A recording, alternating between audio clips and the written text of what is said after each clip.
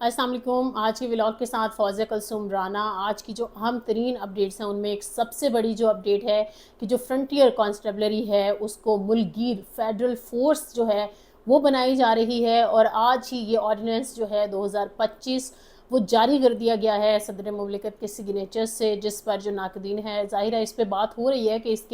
اس force کے بنانے کا مقصد کیا ہے، ایف سی کو کیوں چینج کر رہے ہیں، اور اس آرڈیننس کے تحت جو ہے وہ کیا سیلینٹ فیچرز ہوں گے اس آرڈیننس کے، اور اس پہ جو بات ہو رہی ہے اس پہ ہم تھوڑی سی اگر بات کریں جو کہ وفاقی حکومت کی طرف سے جو اعلامیہ جاری کیا گیا ہے، ایف سی کو فوری طور پر جو فیڈرل کانسٹیبلری ہے وہ بنا دیا گیا ہے، اور اسے چاروں صوبوں جس میں جو صوبہ پنجاب، سندھ، بلوچستان، خیبر پختونخوا سمیت پاکستان کے جو زیر انتظام کشمیر ہے اور اس کے ساتھ ساتھ گلگت بلتستان ہے، اس میں بھی کارروائی کا جو اختیار ہے وہ حاصل ہو جائے گا۔ آپ کو بتائیں کہ اس اعلامیہ کے مطابق جو آج جاری کیا گیا ہے اس کے تحت اب یہ فیڈرل کانسٹیبلری کہلائے گی، جو کہ ماضی میں ایف سی ہوا کرتی تھی، اور اس کے تحت جو ہے یہ ایف سی ایکٹ جو تھا نا 1915 کا، اس میں ترامیم کے بعد سے اس کا جو دائرہ کار ہے اب ملک بھر تک بڑھایا جا رہا ہے۔ آج جو میں نے تھوڑے سے نوٹس تیار کیے ہیں میں اسی سے آپ کو بتا رہی ہوں کہ اس کی تبدیلی کا مقصد جو ہے وہ امن و امان قائم رکھنے سمیت جو داخلی سلامتی کے امور ہیں ان چیلنجز سے نمٹنا، اور قانون نافذ کرنے والے جو ادارے ہیں ان کے ساتھ ہم آہنگی پیدا کرنا ہے۔ جبکہ سرکاری اعلامیہ کے مطابق فیڈرل جو کانسٹیبلری ہے جو نئی بنائی جا رہی ہے، جو کہ ایف سی ہوا کرتی تھی، اب ایک مکمل وفاقی سطح کی فورس ہوگی جو حساس علاقوں میں اپنی جو سیکیورٹی آپریشنز ہیں اس کے ساتھ ساتھ سول انتظامیہ کے ساتھ کام کرے گی، اور اس اقدام کو ملک بھر میں امن و استحکام کے حوالے سے کہا جا رہا ہے جی وہ اس میں بہت ہیلپ فل ہوں گے۔ آج جو وزیر مملکت ہیں برائے داخلہ امور طلال چودھری، انہوں نے جو پریس کانفرنس کی ہے اس کو فیصل آباد میں وہ یہ نیوز کانفرنس کر رہے تھے، اس میں انہوں نے بتایا کہ ایف سی جو ہے یہ جو نئی فورس بنائی جا رہی ہے اس کے تحت ملک بھر سے لوگ جو ہیں وہ بھرتی کیے جائیں گے، اور وہ دوسرے لا انفورسمنٹ کے جو ادارے ہیں ان کے ساتھ کام کریں گے، اور اس کام کے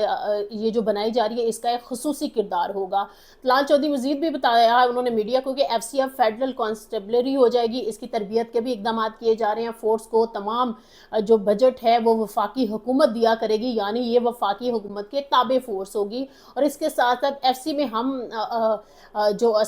جو حاضر کے تقاضے ہیں ابھی کی بات کر لیں گے تو نئے ونگز بنائے جائیں گے، اور اسی طرح ایف سی جو ہے انسداد دہشت گردی اور منشیات کے خاتمے کے لیے فی الوقت جو کام کر رہی ہے وہ جاری رہے گا۔ اس کے ساتھ ساتھ انہوں نے کہا کہ طلال چودھری بتا رہے ہیں کہ کوئی بھی صوبہ جو ہے جب کسی فورس کو بلاتا ہے تو چاہے وہ ایف سی ہو، رینجرز ہو، فوج ہو، یا پھر کوئی بھی ادارہ ہو، صوبہ ہی کو اختیار ہوتا ہے کہ اس نے کتنی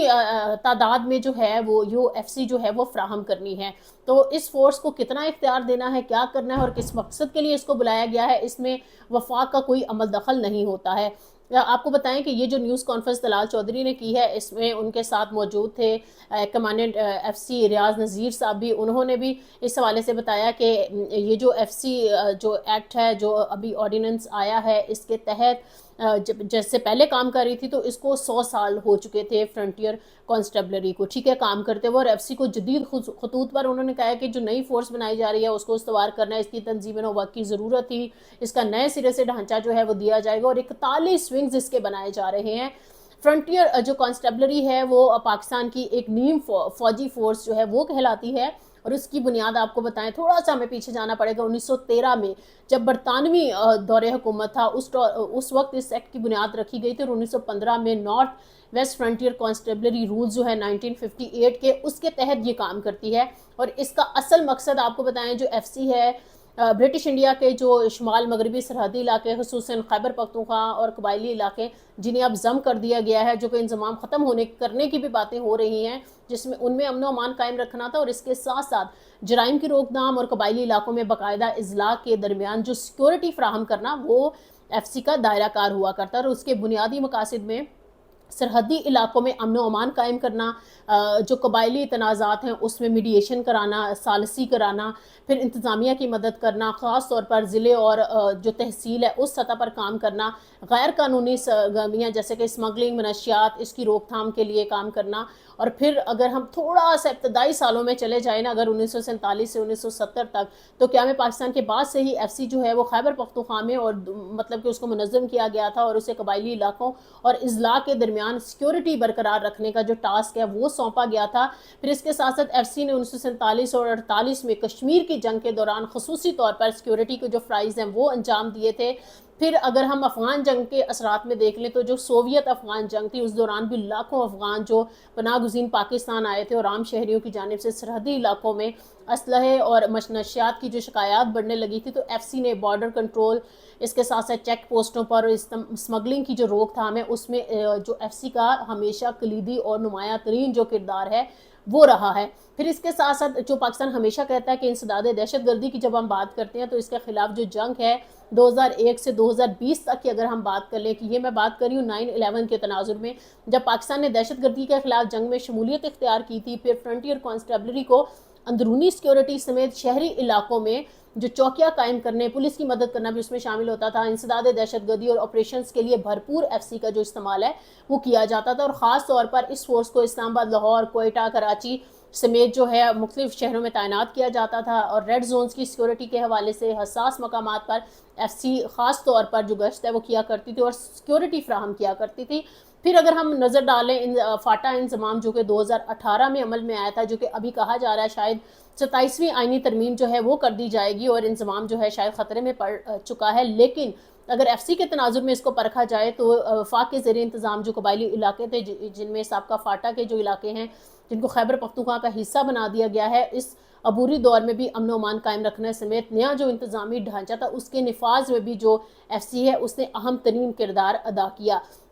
اب یہ بات آ رہی ہے، جس طرح ہم کہہ رہے ہیں نا کہ جو ایف سی ہے اس کا کنٹرول صوبوں کے پاس ہوتا تھا، تو اس میں ناقدین یہ بات بھی کریں، ایک تو جو ٹیررزم ایکٹ اور سی آر پی سی کے تحت جو ایف آئی آر کا اندراج کا اختیار ہے وہ بھی اس نئے آرڈیننس کے تحت جو ہے جو فیڈرل کانسٹیبلری فورس بنائی جا رہی ہے اس کو دے دیا گیا ہے۔ تو اس سے ہم یہ کہہ سکتے ہیں کہ جو شہریوں کی سیکیورٹی ہے اس کو مزید جو حساسیت ہے یا خطرات ہے وہ بڑھ گئے ہیں۔ آج کل ہم آئے دن دیکھ رہے ہیں کہ حکومت کی گورننس کے حوالے سے تھوڑی سی بھی بات ہو تو شہریوں کو بہت عبرت بنانے کی کوشش یا ایفرٹ کر دی جاتی ہے، کسی قسم کی گالم گلوچ کرنا۔ پچھلے دنوں ہم نے دیکھا کہ ایک کلپ بڑا وائرل ہوا تھا، یہ کوئی احتجاج نہیں ہو رہا تھا بلکہ بارش کی وجہ سے لاہور میں پانی کھڑا تھا اور ایک بزرگ شہری نے اس پانی سے تنگ آ کر جس طرح سے برے الفاظ کا چناؤ کیا اور بعد میں ان کو ریسٹ کر لیا گیا، پھر ان کے بیٹے نے جو ہے وہ عدالت سے رجوع کیا کہ ان کے والد جو ہیں ان کو حبس بیجا میں رکھا ہوا ہے۔ تو یہ جو ساری سچویشن ہے اس پہ دیکھنے کی ضرورت یہ ہے کہ کیا سیاستدان جو ہے چاہے وہ صوبہ کوئی بھی ہے، کیا وہ اپنی گورننس کو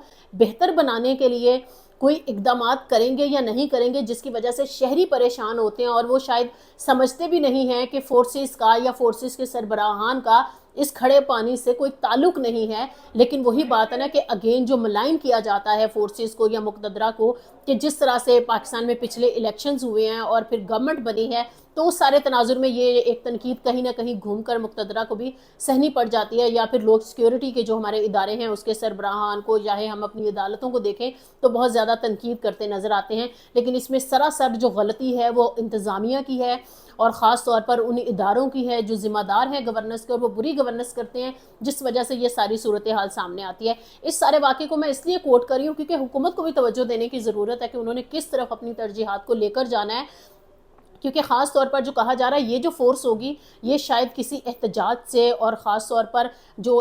کوئی بھی اپوزیشن، چاہے وہ ابھی جیسے پی ٹی آئی کے برے دن ہیں تو کبھی یہ اگر پانسا پلٹے گا تو کوئی اور جماعت جو ہے وہ اپوزیشن میں ہوگی تو پھر ان کی شامت آئے گی، لیکن یہ فورس بن رہی ہے فیڈرل کے تحت، اور فیڈرل جب چاہے گا جس کے تحت چاہے گا اس فورس کو استعمال کر چکے گا۔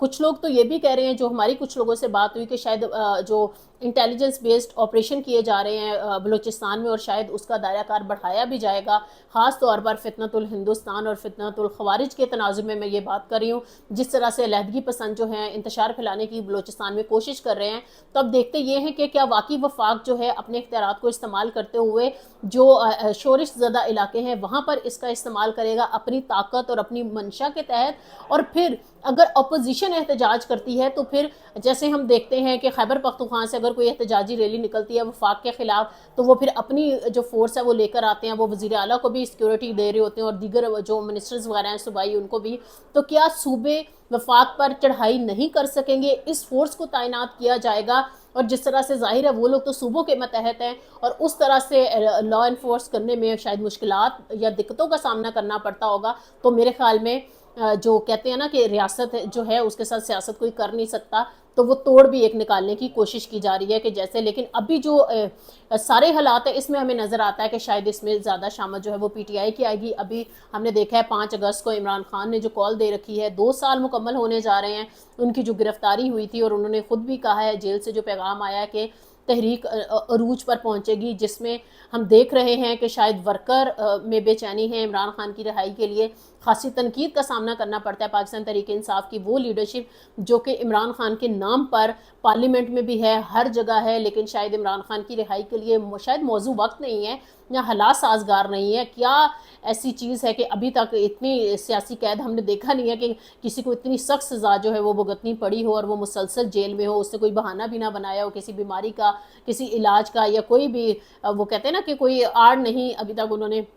महसूस की और वो मुसलसल जेल में। तो अब देखना ये है अली अमीन गंडापुर जिस तरह से चैलेंज कर रहे हैं कि 90 रोज़ में इमरान खान की रिहाई के लिए जो तहरीक चलाऊंगा, अगर वो नहीं चला पाया या फिर मेरी खैबर पख्तूनख्वा की हुकूमत बदल गई या मेरी ये तहरीक नाकाम हो गई तो मैं सियासत छोड़ दूंगा। तो इससे अगेन मैं यही कहूँगी कि शायद अली अमीन गंडापुर जो हैं अपनी सियासत को अपनी वज़ीर आला शिप से ही मंसूब कर रहे हैं कि अगर वो नहीं रहती तो फिर मैंने सियासत करके क्या देखनी है। तो इससे ये भी हम प्रेडिक्ट कर सकते हैं कि आने वाले दिनों में शायद पीटीआई के लिए और अभी कड़ा वक्त होगा। जिस तरह से ये बातें हो रही थी कि इस बजट के बाद से सूरत हाल तब्दील होगी या कुछ सियासी तौर पर तब्दीलियाँ आएंगी, तो वो अभी तक हमें नज़र नहीं आ रही। लेकिन ये जो 90 रोज़ा तहरीक है देखते हैं कि पीटीआई क्या कर पाती है। दूसरी तरफ मैं ज़रूर बात करूंगी मौलाना फजल रहमान साहब जो कि पीडीएम के रूह रवां होते थे, उन्होंने जिस तरह से फैसिलिटेट किया पीएमएलएन और पीपल्स पार्टी को और उनको हुकूमतें मिली, लेकिन मौलाना जो है वो खुद किसी कहते हैं ना अदर क्रीज पर जाकर खड़े हो गए। उन्होंने मुक़तदरा से टकराव की जो सियासत है उसको अपना वतीरा बना लिया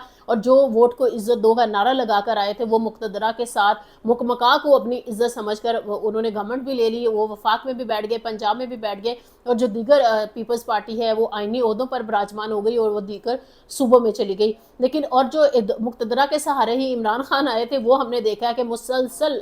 एंटी इस्टेब्लिशमेंट जो सियासत है वो उससे बाज नहीं आ रहे हैं। तो इस सारे तनाजुर में अभी इन्हीं दिनों में हमने देखा है जो ताजी खोखर फैमिली है उनका जो झुकाव मौलाना फजल रहमान की पार्टी की तरफ गया है। तो इससे तो शायद एक बात ये भी नज़र आती है कि शायद मौलाना पुराने खिलाड़ी हैं, पुराने सियासतदान हैं और वो चीज़ों को समझते हैं। तो क्या मौलाना ने कोई मुकमका कर लिया है सेनेट के इंतखाबात में? क्या मौलाना को बेहतर पोजीशन जो है वो मिलने जा रही है? क्योंकि मखसूस नशिस्तों की जिस तरह से बंदरबाट हुई है, जो डिज़र्व नहीं करते थे उनको दे दी गई, और उसमें भी अभी कोर्स में जा रहे हैं कि हमें कम मिली, हमें 1-2 ज़्यादा सीट अगर मिल जाती, क्योंकि ये टकराव नून लीग और JUIF के बीच में भी है।